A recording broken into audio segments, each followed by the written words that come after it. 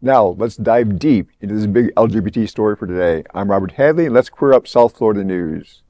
Florida considers a ban on flags and LGBTQ rights, rainbows, and other woke topics.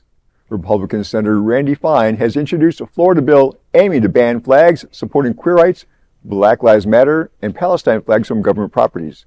His legislation targets political flags, mandating only the U.S. flag should be prominently displayed. Fine, set to resign on March 31st, so he can run for Congress, defended his proposal, calling LGBTQ and other flags repugnant messages. Critics, including openly gay Senator Carlos Guillermo Smith, slammed the bill as a distraction from the real issues like rising costs and teacher shortages. Fine has failed to pass a similar bill in the past, and the Senate leaders doubt this one will succeed. Before his departure in Florida, Orlando, Wilton Manors, and other South Florida cities are known as safe cities for LGBTQ community. Political leaders in South Florida tell Queer News Tonight they're uncertain if the Republican supermajority will progress. These cities display rainbow flags during Pride events.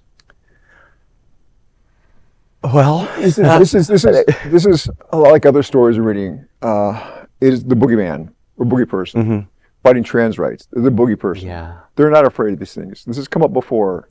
The city of Wilton Manors was put up pride flags, and they were told to take them down by DeSantis. This is just a flash in the pan to avoid controversy like rising costs, healthcare, insurance costs. This is a non-issue. And what happened to that teacher in Oregon? Because they banned flags, she won. She won. This won't last. Well, I hope so, because they used the hell out of our community. This last election as a scare, using us as a scare tactic and a political wedge. It was ridiculous.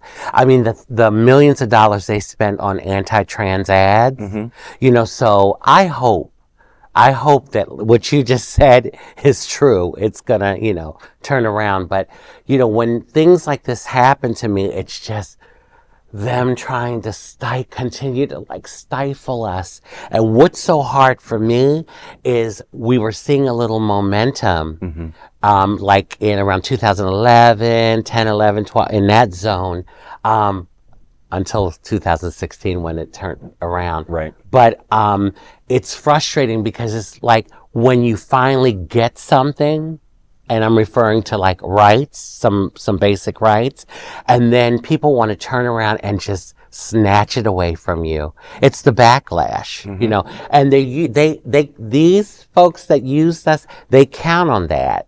They count on the fear of people that don't understand the trans community, the gay community, LGBTQ as a whole, and they're using it. They continue to use it. So they actually reached out to him for comment, and I read a little bit more of the article, and he didn't provide a comment on how it might be the law might be impacting LGBTQ flags and other very specific things, because the language is all very vague in this bill. And it's meant to be that way. Yeah. It's meant to be vague. Written in AI. It could have been written in AI. Yes.